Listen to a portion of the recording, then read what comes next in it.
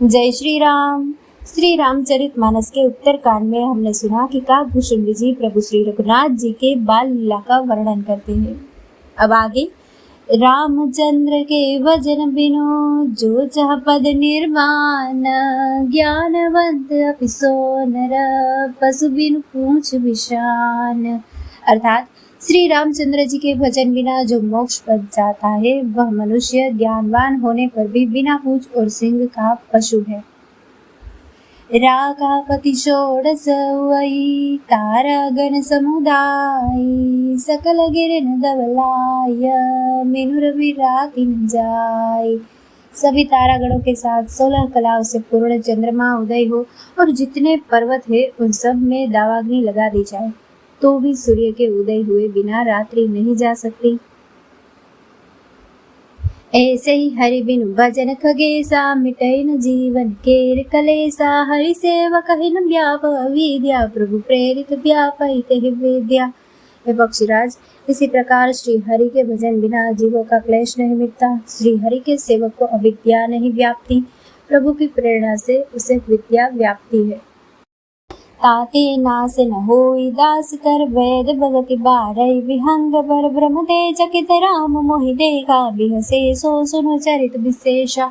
हे पक्षी श्रेष्ठ, इससे दास का नाश नहीं होता और वेद भक्ति बढ़ती है। श्री राम जी ने मुझे जब ब्रह्म से चकित देखा तब वे हंसे, वह विशेष चरित्र सुनिए।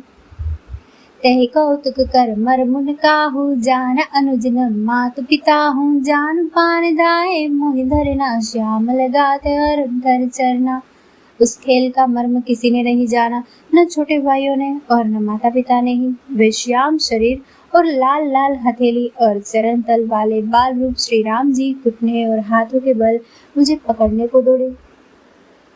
तब में भाग चले उर्गारी, राम गहन कह पूज पसारी। जिमि जिमि दूरी उड़ाऊ आकाशा, तह बुझ हरि देखो निज पासा।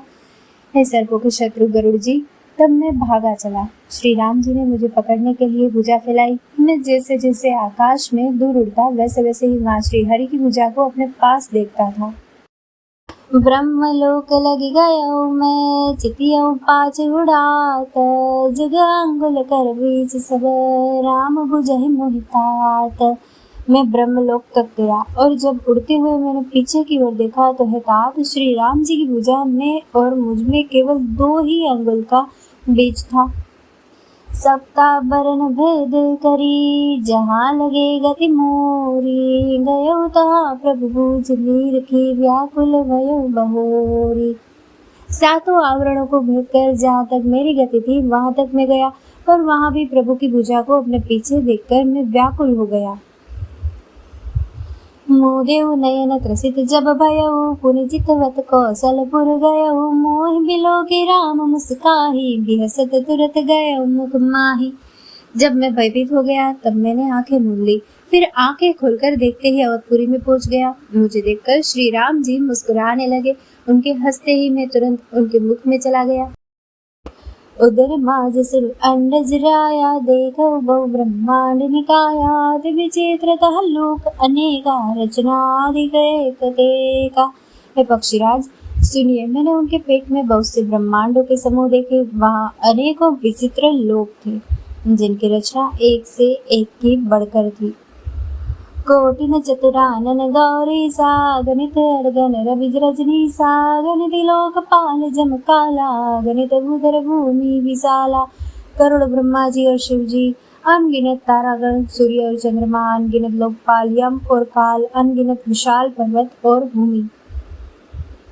सागर सरिसर विपिन अपारा, नाना भांति सृष्टि विस्तारा। सुर मुनि सिद्ध नाग नर किन्नर, चारि प्रकार जीव सचराचर।